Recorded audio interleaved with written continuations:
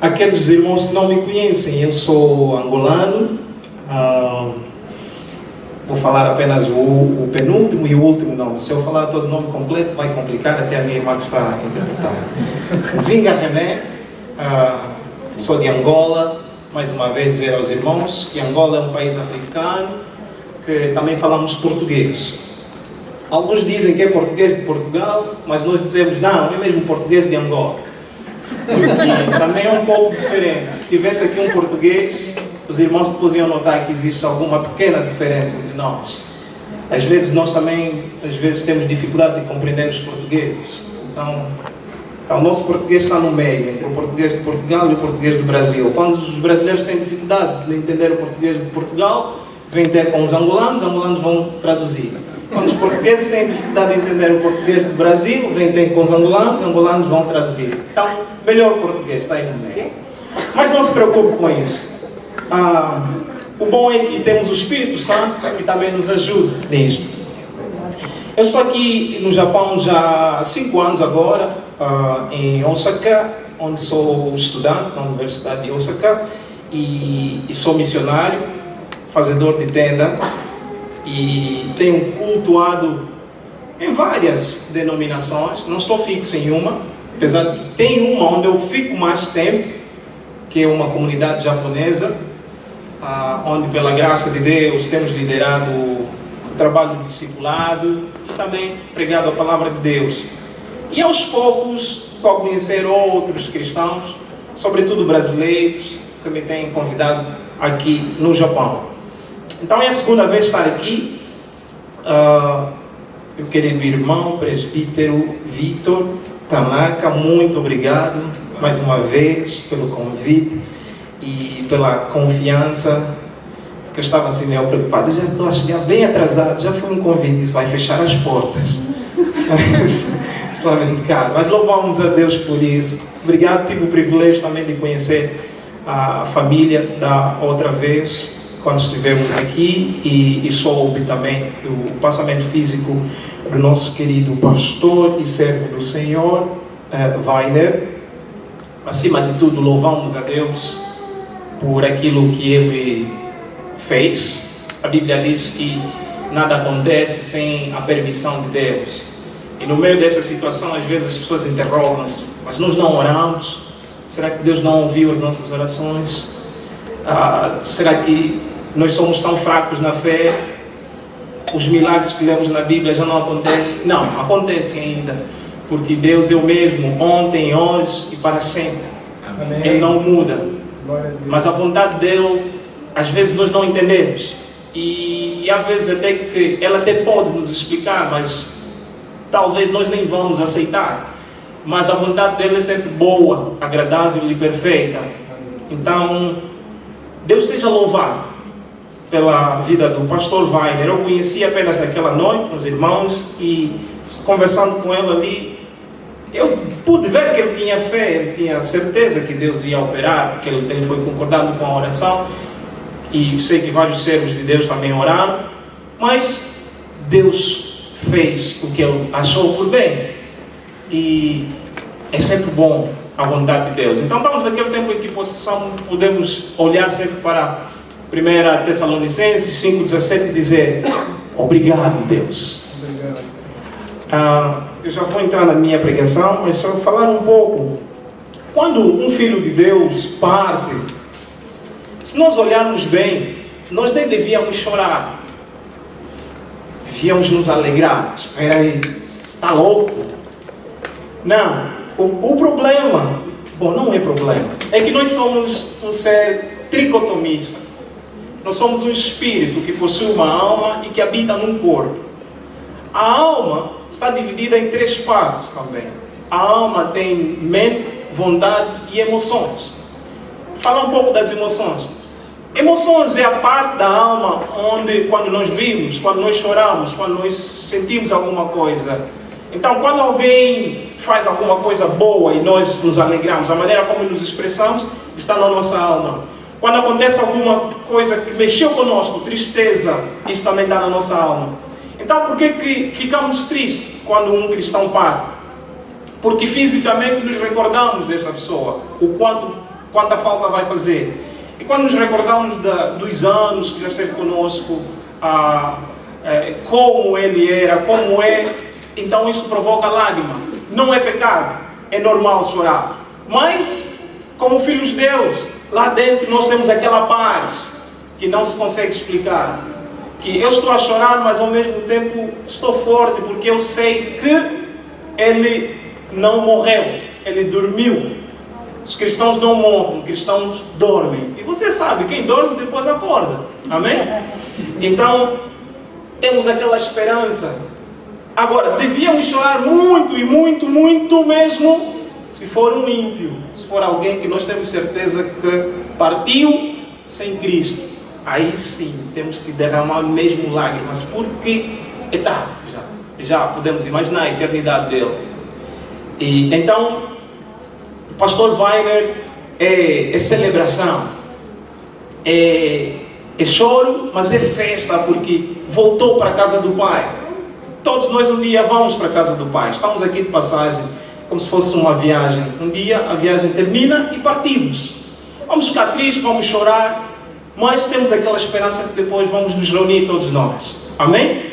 Amém. Então que a igreja possa manter-se sempre firme, olhando para os passos que o pastor deixou, os ensinos que ele deixou, e possamos viver aqueles ensinamentos. Deus seja louvado. Agora vou para a palavra de Deus. Queria lhe pedir, por favor, abra sua Bíblia no Velho Testamento, segundo livro dos Reis, capítulo 7, versículos 9, 10 e 16. Segundo Reis 7, 9, 10 e 16. Para poder te ajudar a encontrar o livro de Reis, Reis fica depois de Gênesis e antes de Apocalipse. Se conseguir encontrar isso, está em Reis. Segundo Reis, capítulo 7, versículo... Vamos ler 3 versículos, 9, 10 e 16. E como nós estamos na casa de Deus, eu gosto que, quando estou a pregar, que os irmãos também se sintam à vontade. Eu queria pedir a um irmão ou uma irmã que pudesse ler, porque eu tenho um problema aqui com a minha Bíblia em português. Então, por favor, alguém por favor. Sim, capítulo 7, versículos 9, 10 e o versículo 16. Então disseram uns para os outros: não fazemos bem, este dia é dia de boas novas, e nos calamos. Se esperarmos até a luz da manhã, algum mal nos sobrevirá. Pelo que agora vamos e anunciemos a casa do rei. Vieram, pois, e bradaram aos porteiros da cidade, e lhes anunciaram, dizendo: fomos ao arraial dos sírios, e eis que lá não havia ninguém, nem voz de homem, porém só cavalos atados, e jumentos atados, e tendas como estavam dantes. E o próximo? 16. Então saiu o povo e saqueou o arraial dos sírios. E havia uma medida de farinha por um ciclo, e 2 medidas de cevada por um ciclo, conforme a palavra do Senhor. Amém? Amém. Glória a Deus. Vamos orar. Pai querido, nós te louvamos nesta hora, pelo privilégio que nós temos de poder nos reunir em Teu nome, não no nome de algum ser humano, mas no nome de Jesus Cristo, aquele que nos libertou na cruz do Calvário, aquele que nos fez um povo, aquele que, por meio do seu sangue, temos livre acesso ao trono. Hoje somos chamados filhos de Deus, não porque fizemos alguma obra, não porque cumprimos algum mandamento, mas porque o Senhor morreu por nós, por causa do Teu sacrifício. Deus, nós olhamos para nós mesmos e concluímos que não somos dignos, mas pela Tua misericórdia, o Senhor nos achou, o Senhor nos escolheu, o Senhor nos aceitou. Pela Tua graça, hoje pertencemos ao reino de Deus. Obrigado, Deus, por essa comunidade que se reúne aqui, Deus, para ouvir a Tua palavra, para Te adorar, para louvar o Teu nome.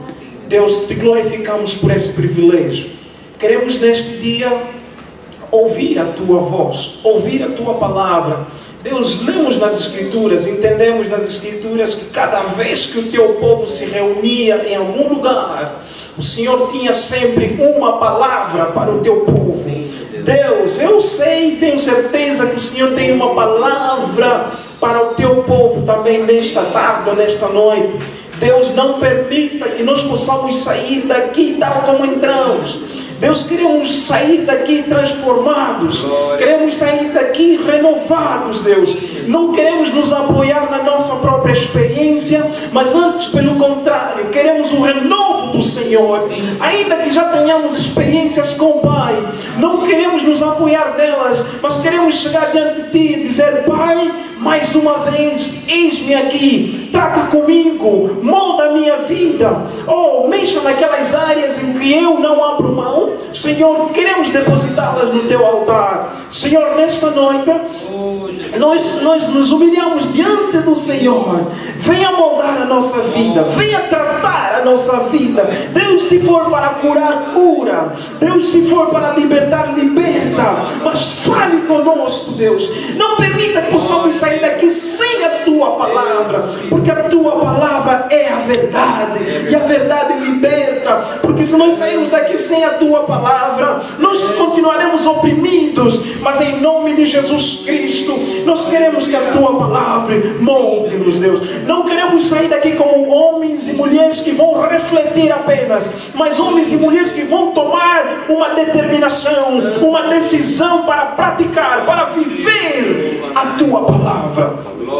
Em nome de Jesus. Senhor, estou certo que alguns já têm andado com o Senhor, têm experiência já contigo, Senhor, e humildemente, Deus, eu me junto a eles. Oro para que o Senhor possa acrescentar mais naquilo que eles já têm, Senhor. Aqueles que não têm nenhum relacionamento contigo, Deus, que nessa noite possa começar algo novo, que nesse dia seja um referencial na vida de cada um, Pai, no nome de Jesus Cristo.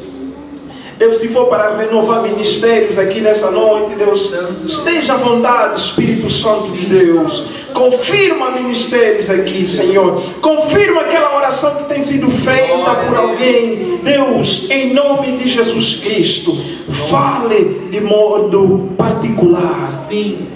O Senhor nos conhece. O Senhor conhece as nossas fraquezas. O Senhor conhece as nossas debilidades. Fale conosco aí onde nós necessitamos, Pai. Esteja à vontade, Senhor. Oh, Deus, toda a liberdade para Ti. Me ajuda, Deus, a pregar a Tua palavra. Eu preciso desta ajuda, Senhor. E que os irmãos saibam que eu fui ajudado. Em nome de Jesus. Toda a exaltação de minha parte, orgulho, oh Deus, que caia por terra. Mas humildemente glorifica o Teu nome, em nome do Senhor Jesus Cristo. Aleluia. Amém. Glória a Deus. Deus seja louvado. Nessa noite quero partilhar o seguinte tema com os irmãos: por que guardar o que deve ser partilhado? Isso pode ser entendido também assim: por que esconder o que deve ser partilhado? Amém? Nós lemos no Antigo Testamento. Os irmãos sabem que a Bíblia é dividida em 2 testamentos. Testamento quer dizer aliança, quer dizer conexão com de uma determinada pessoa. Nesse caso, Deus estava a fazer uma aliança com o povo de Israel. E através de Jesus Cristo, através de Abraão, nós somos descendentes de Abraão de forma espiritual. Mas algumas pessoas dizem que... Com licença. Algumas pessoas não olham muito para o Velho Testamento. Alguns dizem que o Velho Testamento já passou, então nós fazemos parte da Nova Aliança, então não precisamos falar muito do Antigo Testamento. Não, não é verdade. Porque se assim fosse, então não teríamos Bíblia Sagrada, teríamos apenas Novo Testamento. Mas nós também fazemos parte do Testamento passado. Apesar de que tem algumas particularidades ali dos israelitas, mas nós também precisamos do Antigo Testamento, porque não há novo sem o Antigo. Então há algumas lições ali que queremos retirar no Antigo Testamento, que o Senhor quer falar conosco neste dia. Ok, aconteceu o seguinte: o povo de Israel estava passando numa fase difícil. Difícil por quê? Porque eles viviam oprimidos, não havia comida, a economia estava baixa, estavam numa fase de muita fome, miséria. Quando nós olhamos no Antigo Testamento, geralmente encontramos 3 formas como o Senhor castigava o povo, como o Senhor ensinava o povo quando eles pecavam. Ou era pestes, por causa de doenças, vários tipos de doenças, ou era guerra, ou então era fome. Fome que a comida desaparecia, às vezes o povo tinha dinheiro, mas não tinha o que comer. Os irmãos estão recordados de José, por exemplo, quando esteve no Egito. Houve um tempo em que havia fome em toda aquela terra, toda aquela região, e graças à visão que Deus havia dado ao rei, interpretado por José, o povo foi socorrido. Mas era uma fase difícil. Agora, aqui é uma fase que o povo andou muito em pecado. O povo começou a adorar outros deuses, se esqueceu do Deus verdadeiro. O rei que estava aí a reinar era um outro desviado que se chamava Acabe, e que tinha ao seu lado uma esposa que era idólatra terrível, servidora de demônios, chamada Jezabel. E ela era a conselheira principal de Acabe. Acabe não tinha nenhuma aliança com Deus, mas Deus é tão bom que ele tinha sempre os seus servos ali. Deus é tão bom que ele tinha os seus profetas ali. Nessa altura, o profeta chamava-se Eliseu. Então o profeta estava ali. Ele repreendia o povo, dizia: olha, arrependam-se. Chegava diante do rei e enfrentava o homem assim na cara e dizia: olha, você está em pecado e por causa disso vai acontecer assim, assim. E o profeta chegou: olha, vai acontecer fome durante X tempo de anos. E por causa disso vai acontecer isso. E quando a fome já tinha chegado num nível tão elevado, e se o irmão começar a ler desde o princípio desse capítulo, vai ver que o povo de Israel chegou até ao nível de comer certas coisas que eles não deviam comer. Mas eles comeram, porque já não havia comida, não havia outro alimento. E além de ser algo que não se devia comer, também estava a ser vendido muito caro, porque estavam numa fase, ou você paga ou não paga, e você sabe que se não pagar vai morrer, então o que fazer? Paga. Mas então, um dia desses, o profeta chega diante do rei, e o rei estava com um dos seus empregados. Ele disse assim para ele: olha, amanhã, a estas horas, vai ter comida para todo o povo, vai ter em abundância, vai se vender de um preço tão baixo, tão baixo. E aquele servo que estava ao lado do rei disse: olha, mesmo que Deus abra as janelas do céu, eu não acredito que isso vai acontecer. Eu gosto de imaginar Deus, quando ouviu aquele homem falar, Deus gosta de desafios, Deus gosta de ser desafiado. Ele disse: ah, é? Vais ouvir, vais ver. E naquele mesmo momento Deus respondeu para o homem por meio do seu profeta. Diz: olha, você vai ver isso que eu estou a dizer, mas você nem um pouco vais provar, você nem vai comer. Não sabemos o que ele respondeu. Agora, quando nós lemos o Antigo Testamento também, falando um pouco das doenças, havia uma doença que era muito terrível. Não era apenas uma doença que matava fisicamente, mas também matava psicologicamente. Se você tem aquela doença, psicologicamente você também está morto, porque você vai ser desprezado, vai ser ignorado, vai ser tratado como um lixo, como alguém que não tem valor nenhum. E ainda tem que ser afastado dos seus familiares, tem que ser afastado da sua casa. Essa doença chama-se lepra. Eu não sei se é a mesma lepra que nós temos nos dias de hoje, mas no Velho Testamento, todo leproso era alguém que era considerado impuro. Então, se você tivesse lepra, não é apenas questão assim da pele, questão física, ou seja, você estava em pecado também. E pior, se você morrer leproso, então estás mesmo mal. Você pode ter dinheiro, pode ter casa, pode ter tanta coisa, mas se você é leproso, ninguém mais olha para ti. Indo aqui ainda em 2 Reis, no capítulo 5, por exemplo, fala de um homem que se chamava Naamã.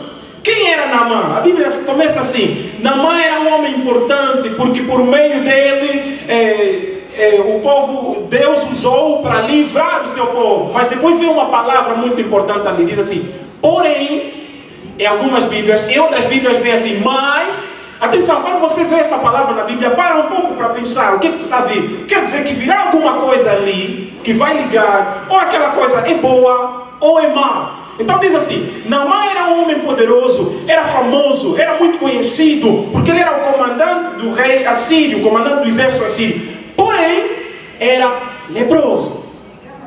Sabe, quando você vê aquela palavra porém, então é como se estivesse a dizer, olha, esqueça tudo que falou-se de Naamã muito antes. Aquele valor todo não vale nada. Ele é isso que é agora, leproso. Eu posso chegar para ele, Naamã, eu não sou famoso, não tenho carro, mas sou mais importante que você, está ouvindo? E ele nem vai reclamar porque ele sabe, ele é leproso. O que o irmão sabe da história é que aquele homem que depois teve que mergulhar 7 vezes no Rio Jordão e saiu daí curado. Nós não vamos falar disso aqui. Agora, aqui no texto que nós lemos, fala de 4 leprosos. Vamos falar um pouco mais da lepra. Lá em Levíticos 12, 13, 14, sobretudo, você vai entender mais ou menos o estado desses homens. Porque lá em Levítico fala da lei sobre os leprosos. Como eu disse antes, se alguém era leproso, ele tinha que ser afastado dos seus familiares. Eles tinham preparado algumas casas bem distantes da cidade, onde ficavam os leprosos. Porque eles eram os impuros, e eles ficavam lá. A casa daquele homem também tinha que ser analisada. As paredes, por exemplo, às vezes tiravam essas camadas de cima, pintavam, remodelavam a casa, porque a casa também estava impura. Então a situação é séria. Não é apenas uma questão de ir para o hospital. Até a roupa tinha que ser queimada. E ai do indivíduo que fosse para pegar na roupa para queimar, ele também se tornava já impuro a partir dali. Então imagina, esses 4 homens são leprosos. Eles estão naquela fase que, por causa da fome, parece que até já ninguém queria saber em enviar os leprosos para aquela cidade. Porque quem tem forças para carregar os leprosos para lá? Os próprios leprosos também, ir para lá, como aqui, não faz nenhuma diferença. Chegou um momento que eles olharam para si e disseram assim, eles estavam fora da cidade e disseram assim, olha, nós já somos inválidos, não temos nenhum valor, somos leprosos, ou seja, já temos um destino traçado, que é a morte, vamos morrer a qualquer momento. Aos olhos de Deus, somos pecadores. Aos olhos dos homens que ficam a julgar, a falar mal de nós, a fofocar, então pior. Então, nós não valemos nada. Agora, a situação de Israel não era apenas fome, é que eles também estavam cercados pelos inimigos. Então eles não podiam entrar nem sair da cidade porque havia os inimigos que estavam ali. Qualquer situação, então eles eram mortos. Então aqueles leprosos disseram assim, bem, se nós irmos para a cidade, vamos morrer, porque lá não tem comida. Além de nós já carregarmos o nosso fardo, o nosso problema, vamos morrer. Se nós formos lá no acampamento dos inimigos, eles podem matar-nos. Como não? Ninguém sabe. Mas mesmo que nos matem, não vai fazer nenhuma diferença. Ou seja, ninguém vai sentir a nossa falta. Porque nós, mesmo estando aqui ainda a falar, ninguém olha por nós. Nós somos um lixo. Então pronto. Se nós formos lá nos assírios, se eles nos matarem, amém. Se não nos matarem, amém também. Porque não faz nenhuma diferença. Então os homens decidiram ir para lá. Entenda, 4 leprosos. Leprosos que aos olhos dos homens, homens que aos olhos dos homens, homens que quando as pessoas olhavam para eles diziam assim, esse não vale. Ou seja, eles até nem eram dignos de ser olhados. As pessoas nem olhavam para eles. E então, é lixo. É como se fosse aí na Índia, por exemplo. Se você for na Índia, tem uma determinada região que existem alguns povos que são considerados como lixo. Eles vivem mesmo em um montão de lixo, são inválidos. Esqueci o nome deles. Eles são considerados como indivíduos que não deviam aparecer no mundo. Existem hoje na Índia. São ignorados, vivem na sociedade. O mínimo do trabalho que eles podem encontrar é trabalhar em esgoto, no lixo, fazer aquela limpeza de esgoto. Agora imagina uma criança que nasce nessa camada, nessa comunidade de indianos, e ele está a crescer com aquela mentalidade. Ele já sabe que, olha, esse sofrimento que o meu pai está a passar para conseguir o pão, eu também vou passar por isso. Não tem escola, não tem nada para nós, e vai ser assim também. Então tem acontecido muito suicídio ali, e às vezes o próprio governo também está nem aí. Então era exatamente esses 4 leprosos. Eu estou a tentar enfatizar isso para o irmão entender o estado desses 4 homens. Eram homens que não podiam entrar aqui. Se eles entrassem aqui, todos nós iríamos pular correndo. Porque se você estivesse aqui, então também seria considerado como leproso. Atenção, você nem tocou, mas só o fato dele estar aqui, sentar aqui, eu também já passo a ser estranho. Tenho que ir ter com o sacerdote para analisar se eu estou contaminado. Então era esse tipo de homens que eu estou aqui a falar. Alguém que não tinha nenhum valor. O problema que está aí é que nós, os homens, muita gente olha e poucos veem. Existe diferença entre olhar e ver. Vou dar um exemplo. Quando Moisés estava no Egito, uma vez desses, ele encontrou um egípcio a maltratar um judeu. A Bíblia diz que ele acudiu e matou o egípcio. E no dia seguinte ele encontrou 2 dos seus irmãos, judeus a lutar, e ele depois foi lá separar e disse: por que vocês estão a fazer isso? Vocês são irmãos. E o que estava a maltratar o outro disse assim: espera aí, quem te colocou como juiz aqui entre nós? Por acaso queres matar-me tal como mataste o egípcio ontem? Aí Moisés disse: ei, então o povo já sabe. Olha, tem que fugir aqui, porque senão, se o rei descobrir, eu serei morto. O povo, quando olhava para Moisés, o povo via um assassino. Porque aquele homem olhou para ele e disse: por acaso queres matar-me tal como mataste o egípcio ontem? Então Moisés entendeu: olha, eu já sou assassino na visão desses homens, então tenho que fugir. Mas sabe o que Deus viu quando olhou para Moisés? Libertador. Ele disse assim: volta para lá, porque eu ouvi o clamor do meu povo. Eu quero libertá-los, eu quero livrá-los. Então, o povo olhava para Moisés e via um assassino, homem que mata os outros. Mas Deus olhou para ele e viu um libertador, um líder. Quando Deus olhou para Davi, Deus viu um rei. Mas o próprio pai de Davi, ele até se esqueceu do seu filho. Ele olhava para Davi como: esse é mais um que cuida das ovelhas. Só fica lá, porque até ele se esqueceu quando chamou os filhos, menos o último. Está aí o último. Mas Deus, quando olhou para Davi, esse é rei. E você conhece a Bíblia. Davi é aquele que escreveu mais capítulos na Bíblia. Cantor. O maior rei de Israel. Até hoje ainda se cantam hinos de Davi. Muitos olham, mas poucos veem. Procure pedir a visão de Deus. Deus, dê-me os seus olhos para que eu possa ver na tua dimensão. Talvez você tenha olhado para si mesmo também e ver: também é só um qualquer apenas. Não tem nada de mim de bom. Eu não falo tal como ele, então se só para eles. Pare com isso. Fala: Deus, dê-me a tua visão. Eu quero passar a ver como o Senhor vê. Aleluia. Olhar é assim, por exemplo, eu olho para ela. Qual é o seu nome? Que Karen? Karen. Acertei? Glória a Deus. Que difícil os nomes. Karen. Eu olho para Karen e vejo uma adolescente por ali, 11, 12, 10 anos. 11 anos. Mas quando alguém vê, ele vai por dentro. Mas, olha, a Karen vai ser isto. Olha, ela é especial, é calma, parece ser calma, mas ela tem um potencial. Ela vai fazer, ela é capaz de fazer isto. Quando ela está passando por problemas assim tristes: mamãe, tenho isso, não está a conseguir. Mas como a mãe tem uma visão, não é apenas olha para ela: não, Karen, você consegue. Apesar das lutas, vai, você vai conseguir. Depois a Karen, quando assusta: conseguiu. Mamãe, consegui. Porque a mãe tinha essa visão de Deus. Ok, vamos voltar aqui no texto. Então esses homens foram lá para aquele acampamento inimigo. A Bíblia diz que eles, quando chegaram, acharam tudo estranho. Estava um silêncio total. Era impossível, porque aqueles soldados eram muito mais do que Israel. E a Bíblia diz que durante a noite eles tiveram uma visão, aqueles os bandidos, os ímpios, ouviram um barulho de um grande exército que vinha contra eles. E então eles foram fugindo, cada um por si.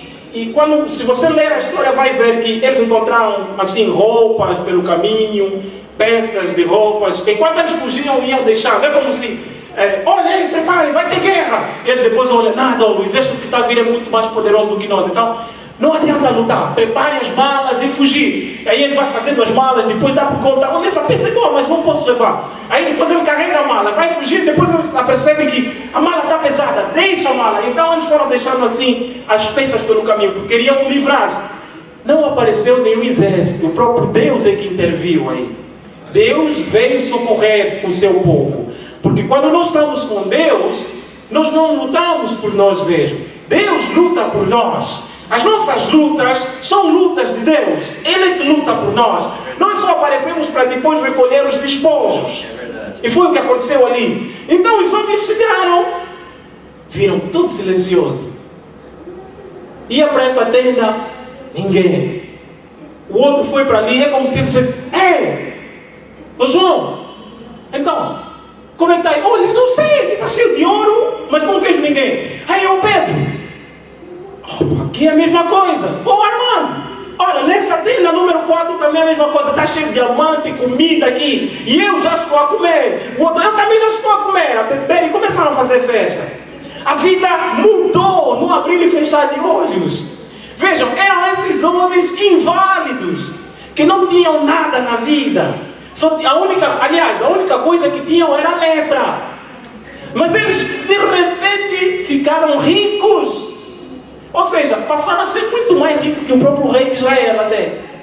Porque eles entraram na tenda e encontraram ouro. Naquele tempo que tem ouro, prata, dinheiro, comida, frango, galinha, porco, etc. Não sei se tinha sushi também.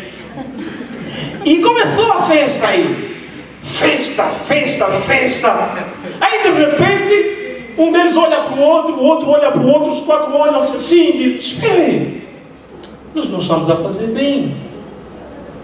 Como é que é possível? Os nossos irmãos lá estão a sofrer. Não tem comida, não tem nada. E nós encontramos aqui uma boa mesa, boas novas. Escondemos só para nós. Hoje é um dia de boas novas. Se nós escondemos só para nós teremos problemas com Deus. Vamos! Apesar de que eles nem olham para nós, mas hoje eles vão olhar, hoje eles terão que ouvir. Apesar de que eles nem gostam de aproximar-se, hoje terão que aproximar, porque nós hoje somos importantes. Nós temos a maior e a melhor notícia que todos eles anseiam ouvir. Então eles vão nos ouvir. Aí imagina eles a irem para o caminho, o outro fala, mas João, você tem certeza que eles vão ouvir? Olha a tua ferida aí. Está a cheirar mal. Aí o Pedro fala assim, eu sei que está a cheirar mal, mas mesmo assim, o que vai sair da minha boca é muito mais importante. O que vai sair da minha boca vai mudar a vida deles ali. E eles falam, uau, então nós temos uma boa nova. E a Bíblia diz que eles foram correr logo na entrada da cidade e começaram a gritar, olha, nós fomos lá no acampamento dos assírios e encontramos tudo vazio, mas está cheio de comida, tem comida em abundância, tem tudo o que nós precisamos para viver, continuar a viver. E aí os sentinelas, aqueles que ficam na torre, levaram o recado para o palácio. O rei decidiu ser profeta naquele dia.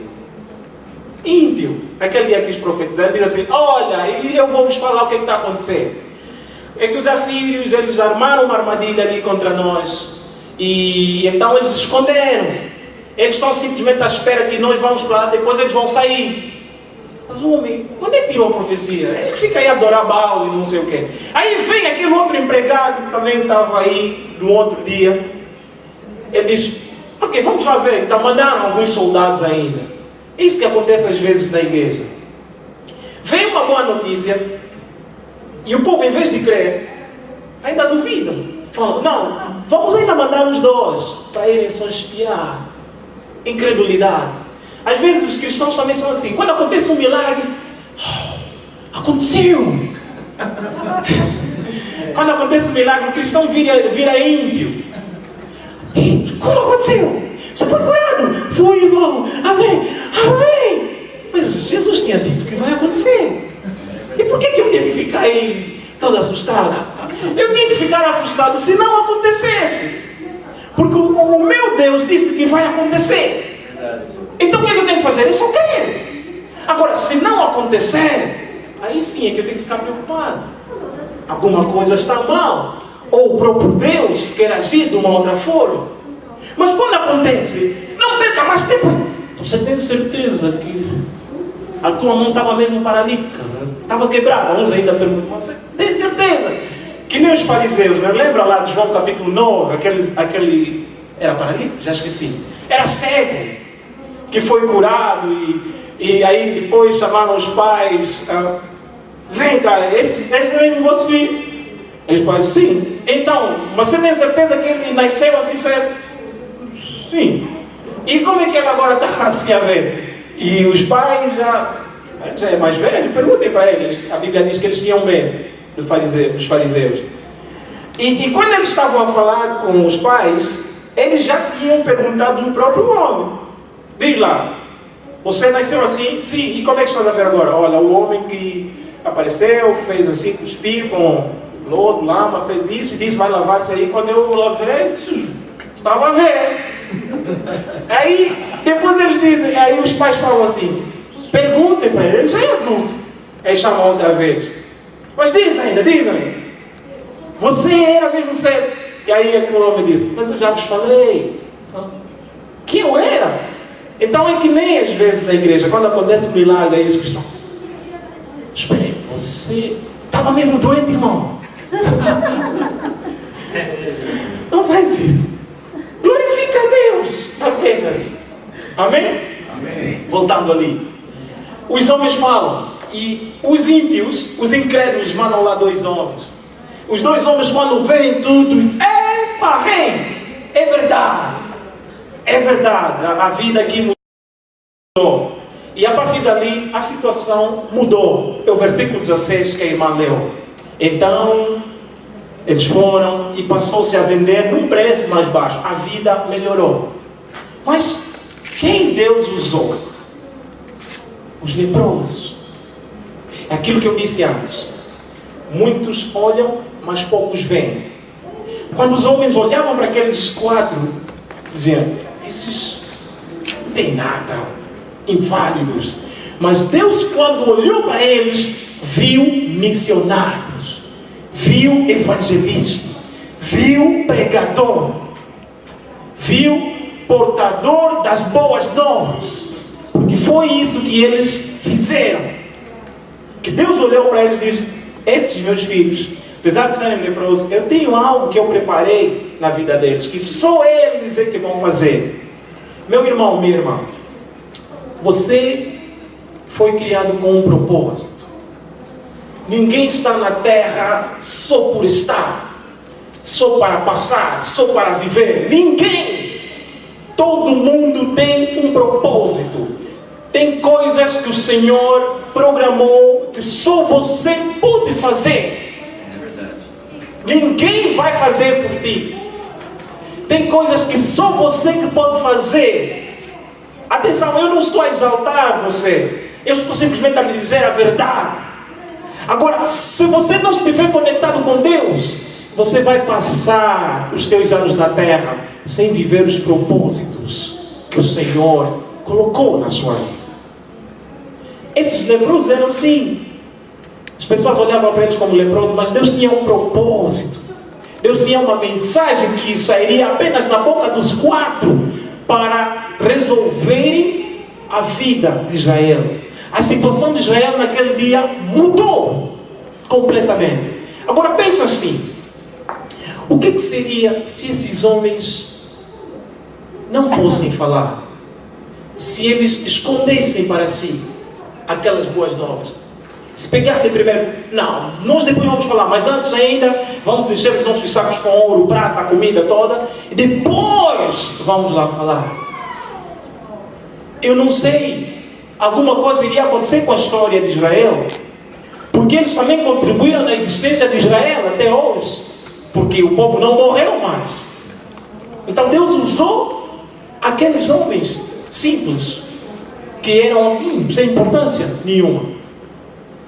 Agora vamos ver um pouco. Será que você pode encontrar-se nessa história? Será que nós podemos encontrar-nos nessa história? Deixa lá ver. Será que não acontece conosco a mesma coisa? Veja, eles disseram assim: nós temos as boas novas. Hoje é o dia de boas novas. O que é boas novas? Nós temos definido o Evangelho de Jesus Cristo como as boas novas. Amém? Se você hoje é salvo e salva, então você tem uma boa nova na sua vida. Se você hoje é cristão ou cristã, então você tem uma boa nova, tem uma boa notícia na sua vida. Como é que você tem vivido? O que é que você tem feito com essas boas novas? Nós vivemos num meio onde a maioria não conhece essas boas novas.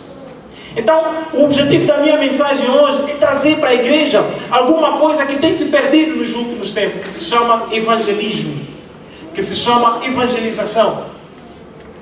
Eu tenho visto muito na internet, e às vezes aqui também no Japão fui convidado uma ou duas vezes, mas na internet sobretudo, eu vejo muito algo que tem pegado muito hoje em dia nas igrejas, sobretudo nas comunidades brasileiras, que se chama culto de missões. E eu já assisti a algumas conferências de missões, desde o início até o fim, não vi nada de missões. O culto, o tema era missões, mas não se tratou nada de missões. Então, na minha mente, é assim, quando se fala de missões, convidar-me para um culto de missões, eu estou a pensar assim, eu vou para uma igreja onde eu vou me encontrar com tantos missionários, todos que estão lá são missionários, quem ainda não é, vai ser a partir daquele momento, eu vou conhecer um irmão tal que virá dizer, olha, eu lá no meu bairro estou a fazer assim, assim, assim, na minha casa eu estou a pregar o evangelho para os meus filhos, as minhas filhas assim, e a minha família estou a pregar o evangelho assim, assim, assim. Mas isso não está acontecendo nos nossos dias.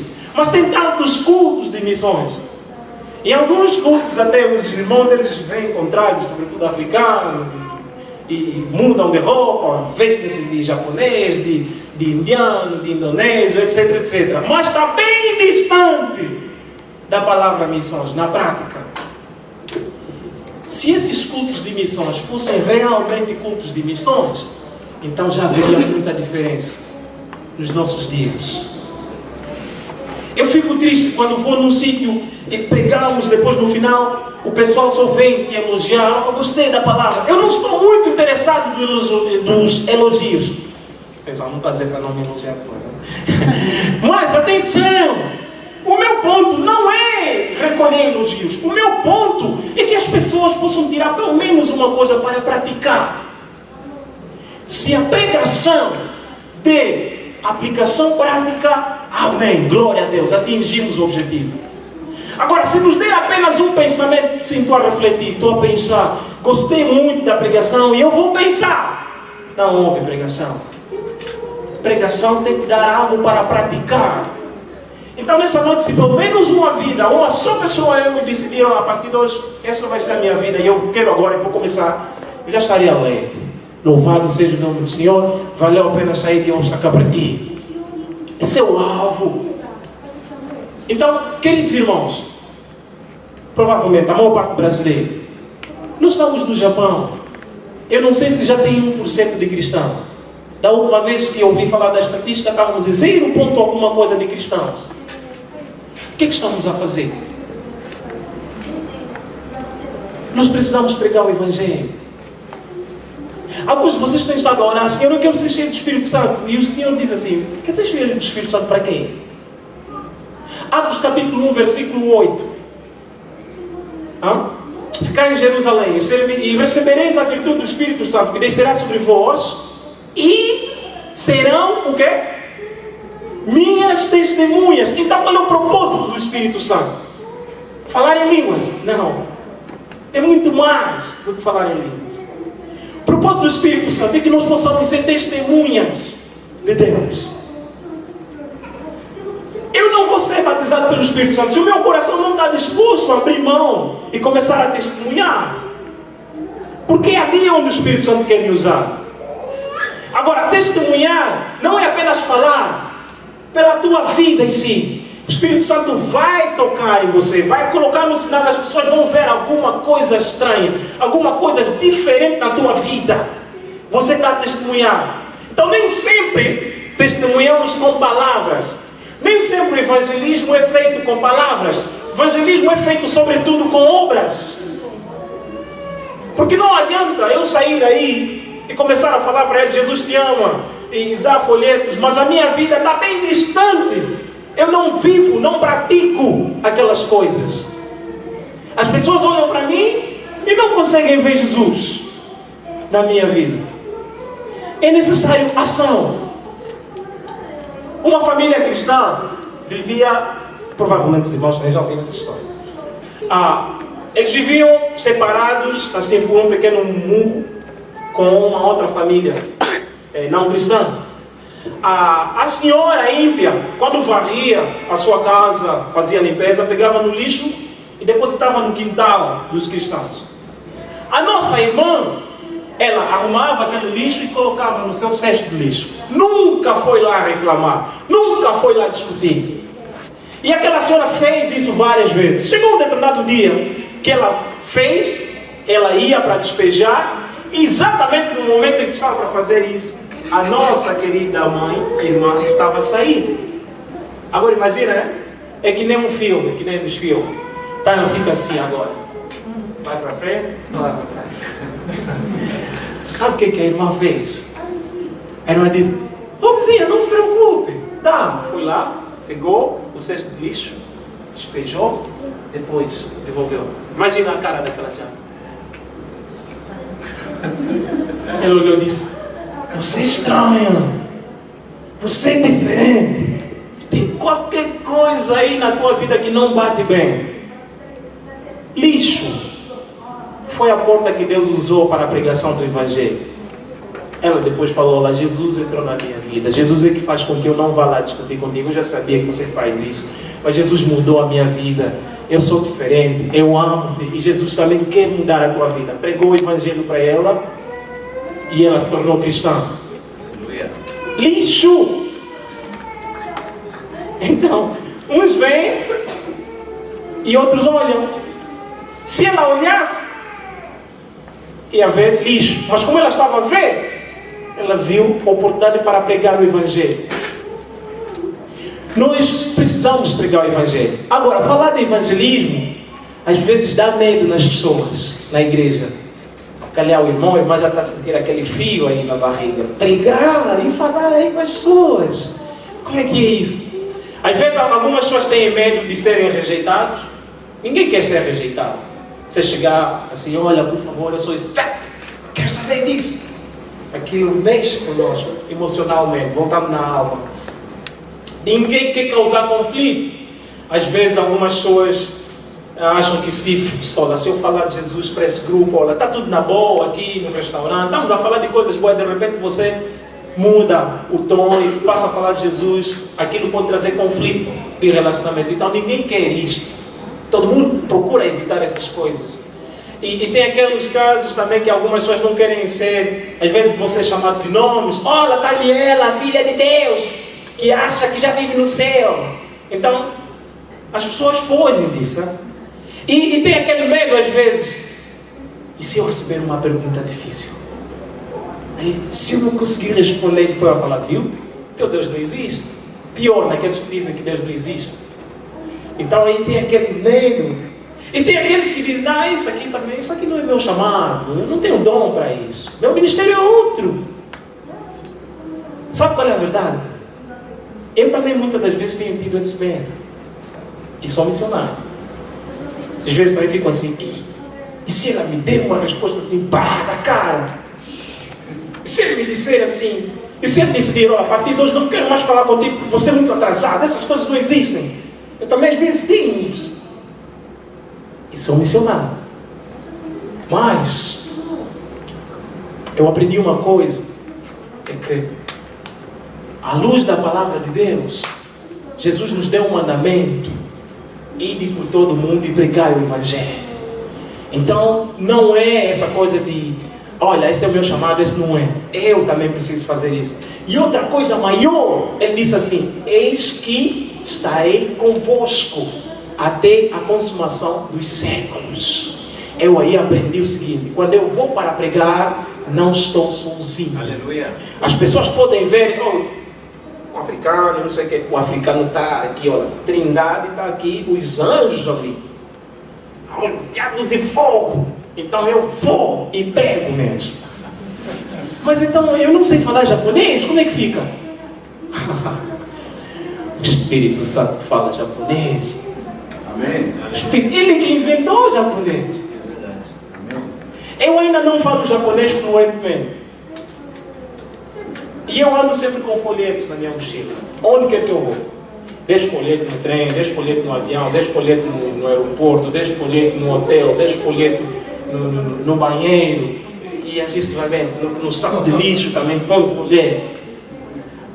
E agora, mas como é que fica? Como é que você evangeliza? Você não sabe falar japonês? O Espírito Santo é que fala por mim, porque ele disse assim que ele dará as palavras. Aleluia. Agora que eu vinha, no último trem, na verdade o que eu tenho feito é sempre procurar apenas uma oportunidade para começar a falar. Mas você sabe, o japonês é muito assim, introvertido, então não dá para falar. E o Espírito Santo também é. O Espírito Santo pode ser introvertido. Se ele for introvertido, então o Espírito Santo também vai ser introvertido. E por meio daquela introvertência também vai falar. Se ele é extrovertido, o Espírito Santo também vai me fazer extrovertido naquele momento, só para ganhar aquela aula. Então tinha uma senhora aqui ao meu lado. Eu estava do lado direito, ela estava direito aqui. Ela estava aqui e eu estava aqui. Agora assim a pessoa, como é que eu vou oferecer o folheto para essa senhora? E ela é velha, e é aquele japonês profundo. Aí eu me recordei que estava a ler um livro, ontem tentar editar o texto para o meu blog de meditações. E aquilo está em japonês. Então eu estava tentando editar ontem, só que eu encontrei um kanji que eu não sabia da leitura. Procurei todas as formas, não consegui. E infelizmente não editei. Então hoje aí no trem eu me recordei, pronto. Tiro o livro, eu disse, olha, essa vai ser a técnica aqui.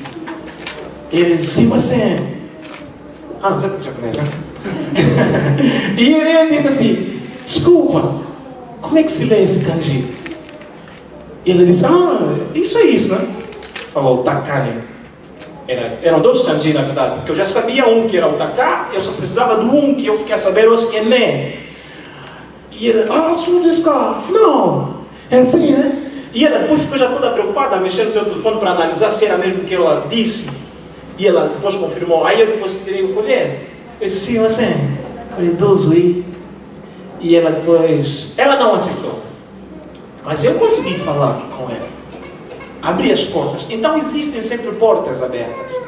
Olha, eu já passei por situações aqui no Japão que ganhei até fruta. E houve uma vez, só por causa de dar folheto, eu estava com fome mesmo. Mas eu dei folheto e ganhei uma fruta em troca. E tantos obrigado. E o folheto foi. Então, não tem essa coisa de que japonês é duro de cabeça. Se você tem pensado assim, primeira, vou dar duas soluções. Primeira, peça perdão a Deus. Segundo, quebra esse pensamento e vai pregar a palavra de Deus. Não existem pessoas duras de cabeça. Não existem pessoas que não creem em nada. Não. O mesmo Deus que opera lá no Brasil, que o irmão ou a irmã se converteu, ouviu o evangelho lá no Brasil, é o mesmo Deus que está aqui no Japão. Se Ele consegue converter pessoas lá, então Ele também consegue aqui, porque Ele é o Todo-Poderoso. Jeová El Shaddai.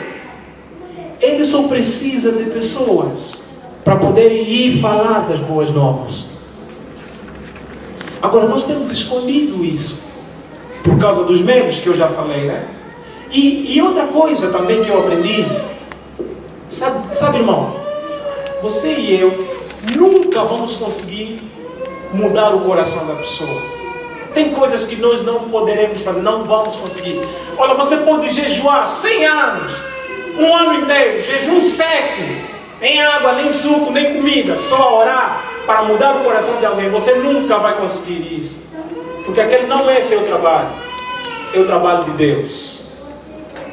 Você nunca vai converter ninguém, aquilo é obra de Deus. Você nunca vai fazer com que uma pessoa mude de vida. Quem faz aquilo é Deus. E já te aconselho, nem tenta, porque você não vai conseguir, vai sair decepcionado. Mas tem coisas que eu e você podemos fazer. Vou resumir em 3. Nós podemos orar. Nós podemos orar pelas pessoas não salvas. Ninguém nos impede. Alguém te impede de orar? Pastor Vitor impede? Vamos já falar aqui hoje, vamos falar as verdades. Ninguém te impede de orar. Ninguém te impede de orar pela conversão dos japoneses. Nós podemos orar. Alguns cristãos trabalham aí nas fábricas e falam mal do seu patrão. E vem aqui no domingo, no sábado, está a adorar a Deus, a levantar as mãos. Mãos sujas. Você precisa amar o seu patrão. Por quê? Porque aquela fábrica é o teu campo missionário.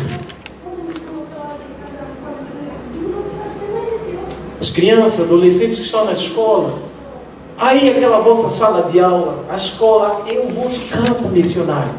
As vossas amigas que não conhecem Jesus, elas vão conhecer Jesus por meio de vocês, através da vossa maneira de viver, através da maneira de falar com eles. Mas tudo começa na oração. Deus tem um número de telefone. Alguns aqui têm. O irmão Celso, por exemplo, é 090. Eu olhei para aquilo. Não é do presbítero? Que é esse? Então fiquei assim a pensar. Vou responder em português, em inglês ou em japonês? Mas aí depois ele mandou uma outra mensagem e aí eu já respondi em português. Obrigado pela sua paciência. Deus também tem um número assim. Telefone, fique atento se está a apontar. 002 joelhos no chão. Número de Deus. 002 joelhos no chão. Estou a falar de oração. Você pode orar pela conversão dos japoneses. Atenção, se você é cristão, você é resposta de uma oração que alguém fez não sei quando. Alguém que talvez você nem sabe. Alguém orou para que os brasileiros se convertessem. Alguém num certo país. E hoje você está aqui. Alguém orou para que os japoneses... Temos mais alguma nacionalidade aqui? Brasileiros, japoneses, temos mais alguma?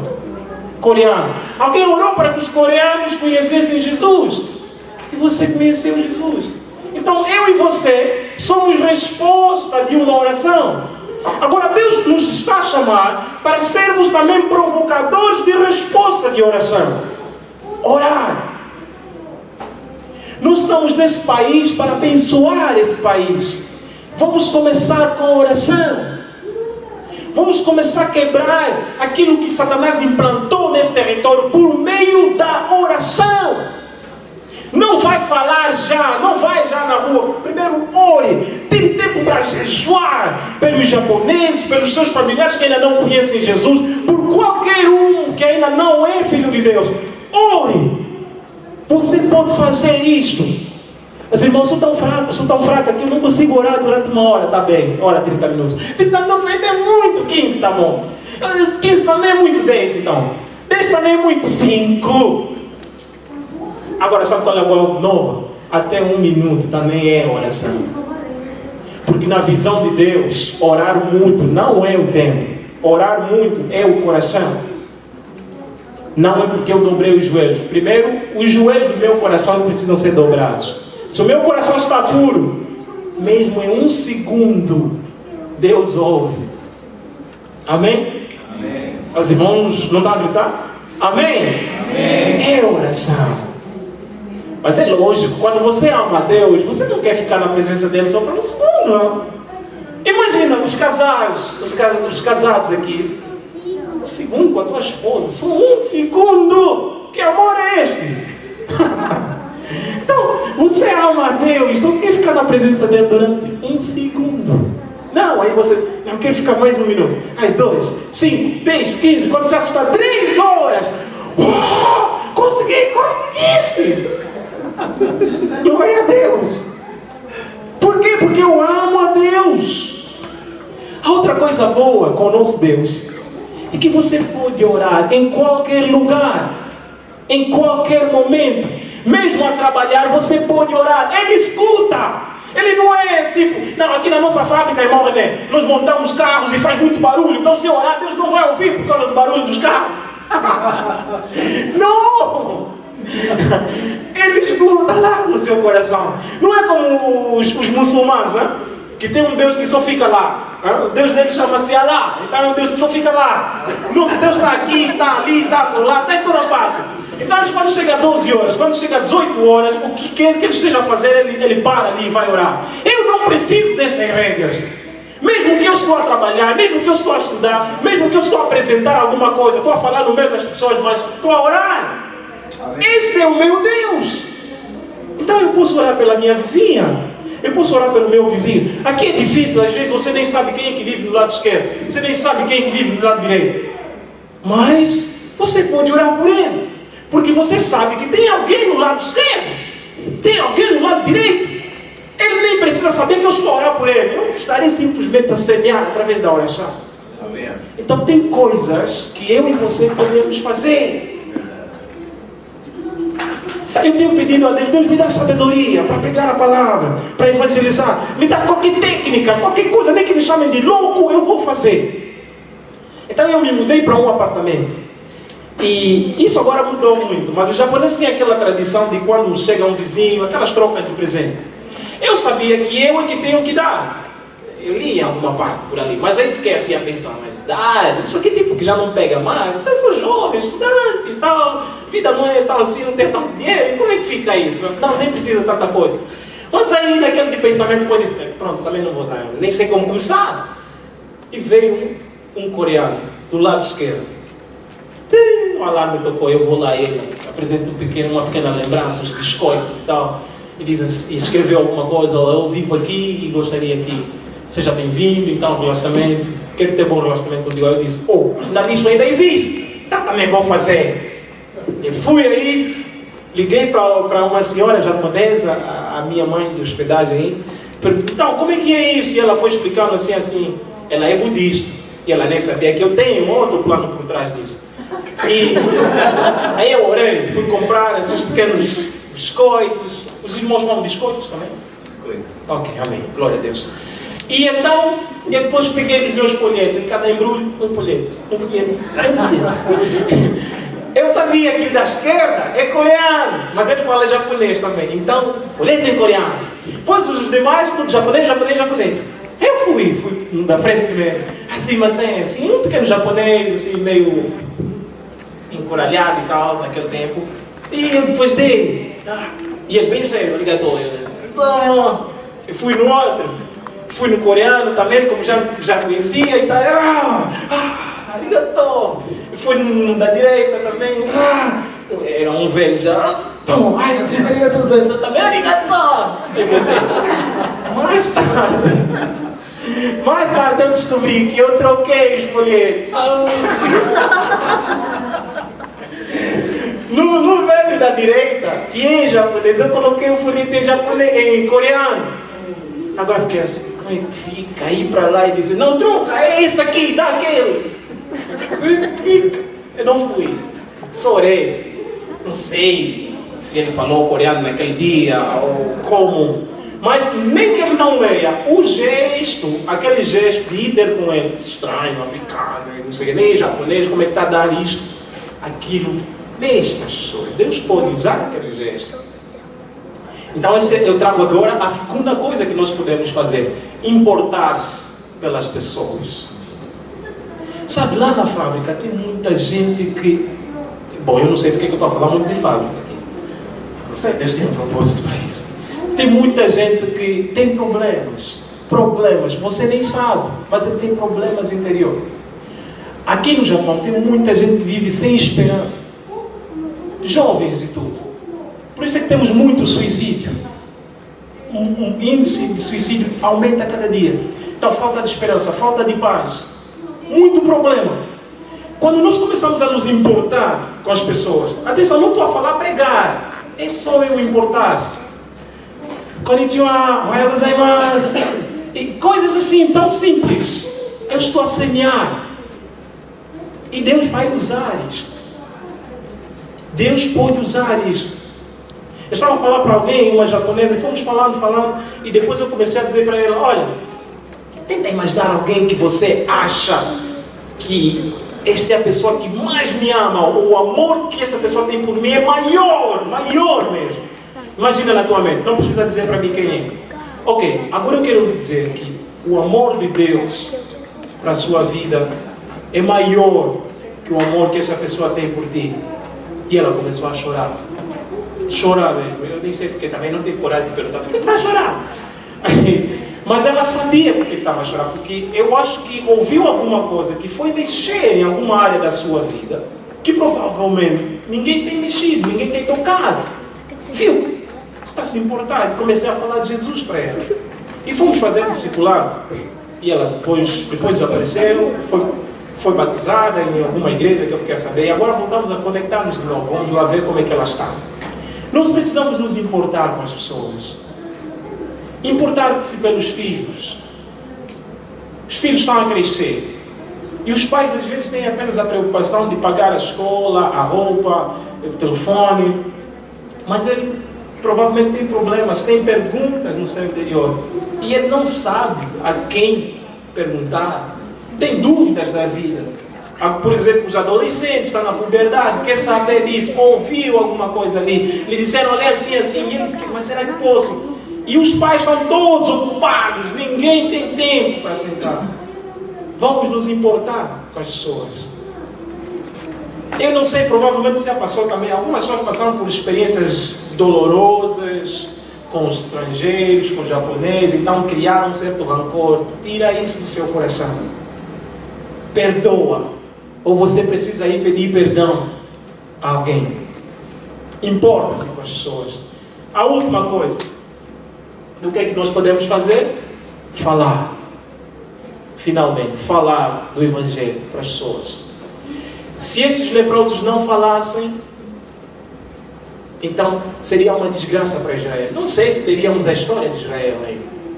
Se eles não se importassem pelos outros, não sabemos o que seria. Agora, o que é que nós fazemos às vezes? Nós nos reunimos entre nós. Vimos a palavra todos os sábados, todos os domingos. Estamos a acumular só para nós.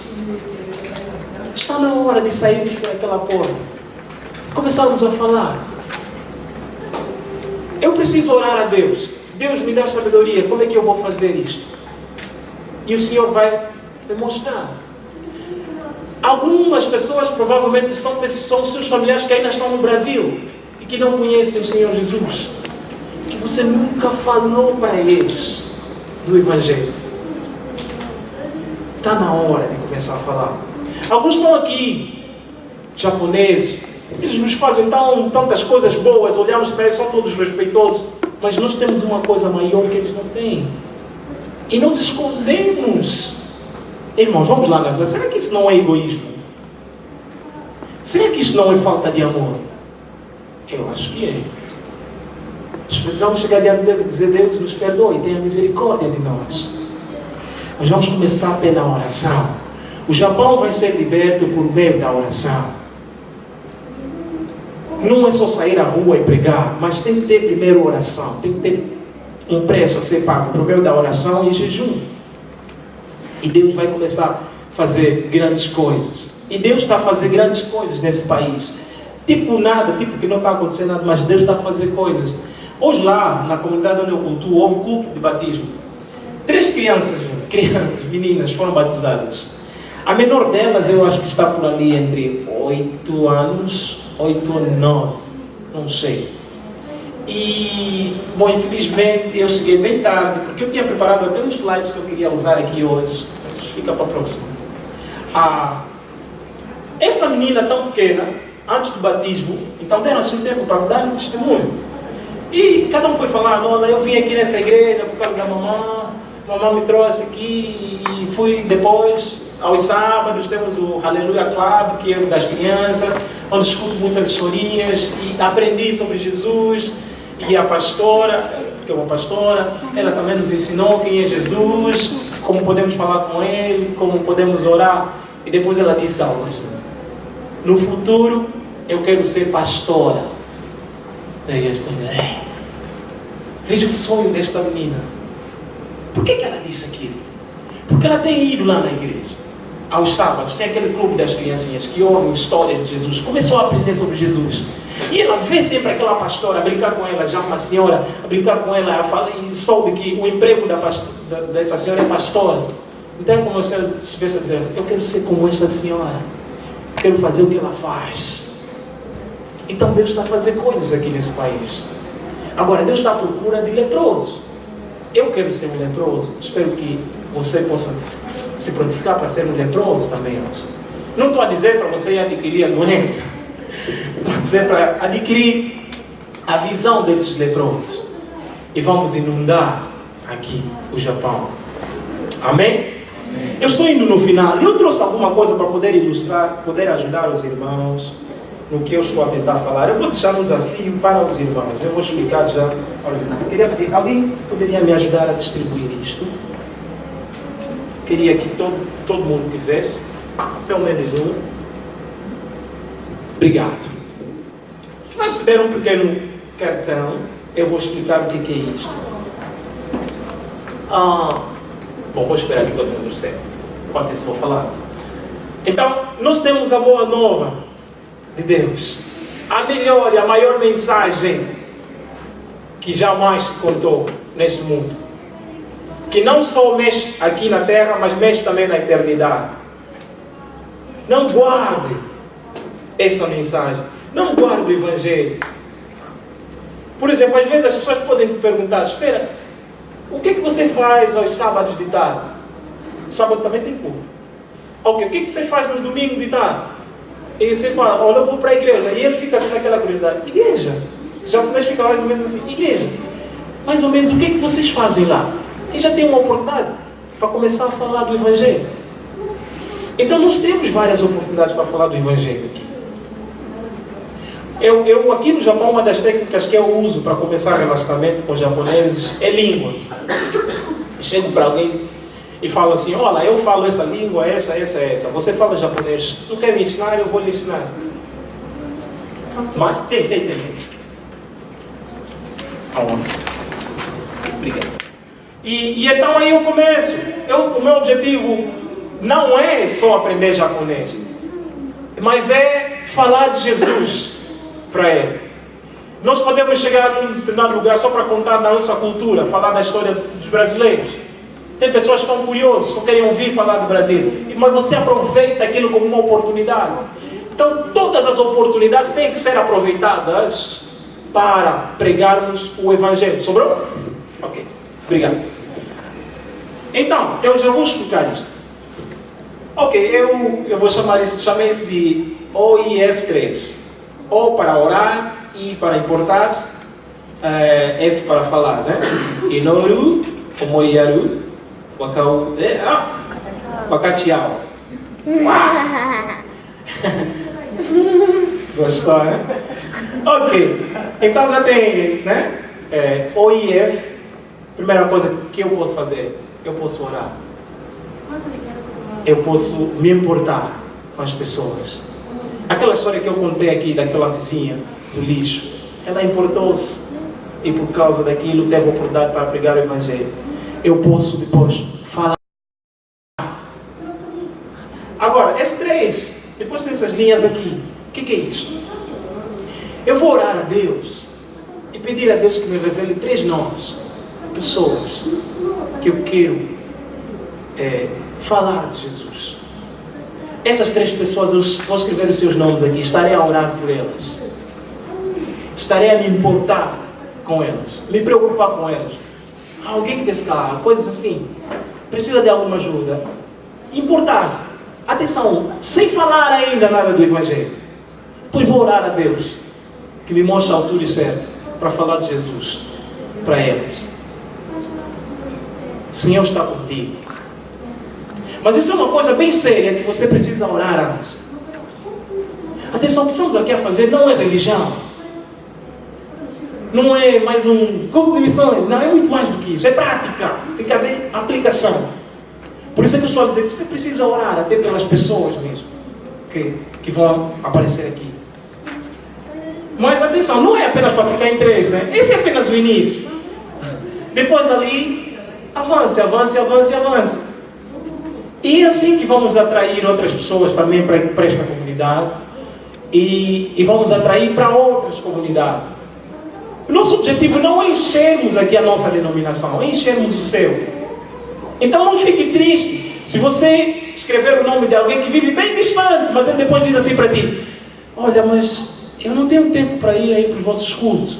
Então você pesquisa qual é a igreja próxima onde ele vive. Não aceita o que o diabo vai falar. Você não é inteligente, você que ganhou ele para Jesus e está mandando para outra igreja. Que é isso? Isso aí é do diabo. Não é igreja, não é denominação, é Jesus Cristo. Então não importa se ele vai para A ou B, o que importa é que ele vai também para o céu, seu nome está escrito no livro da vida. Algumas pessoas talvez serão seus familiares mesmo. Talvez seu pai, seu filho teimoso, que você olhar para ele como teimoso, duro de cabeça, só desobedece. Aí você já orou por ele alguma vez? Teu irmão, que talvez está no Brasil, é o único que não se converte, ele ri-se de nós. Passe agora a orar por ele.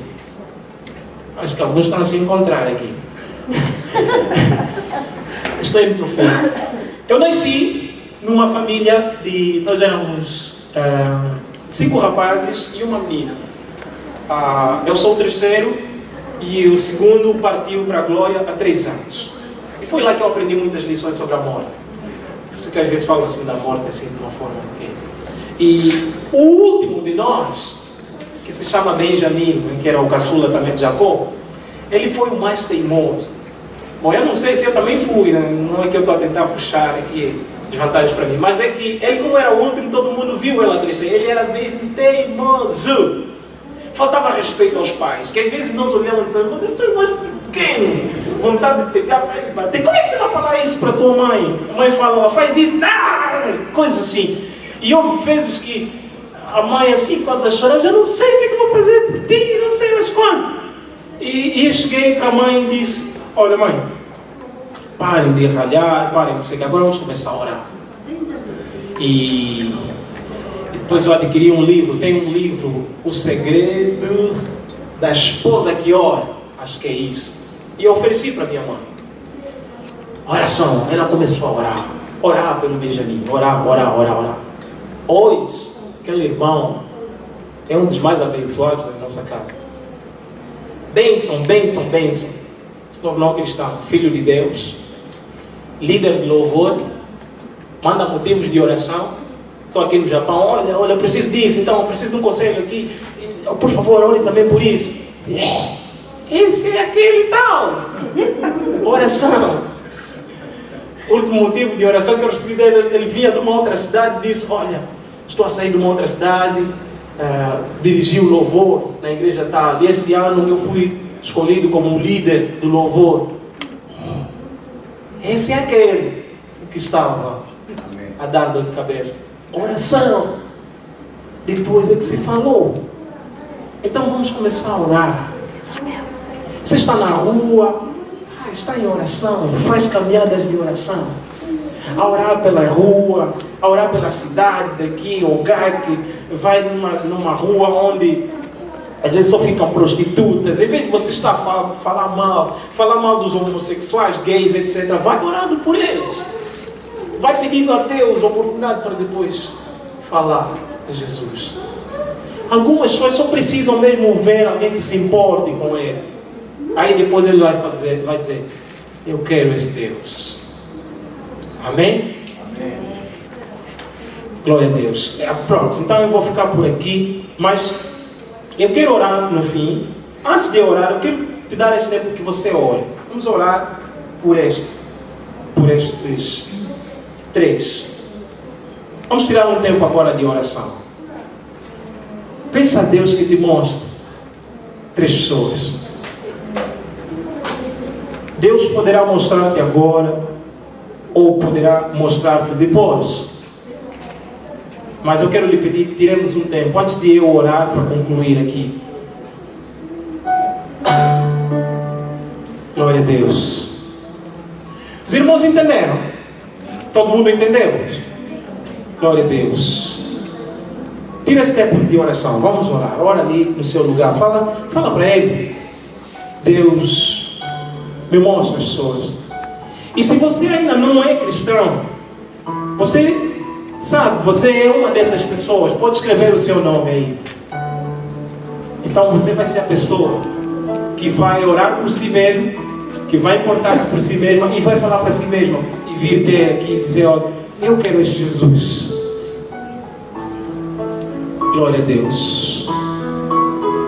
Então o Senhor quer renovar vidas aqui. Alguns provavelmente já andam com esse desejo de querer estar a falar da palavra de Deus para as pessoas. Alguns talvez já falavam, já falam, mas de repente mudaram, ficaram tão fracos e já não sabem como prosseguir. Vamos começar na oração.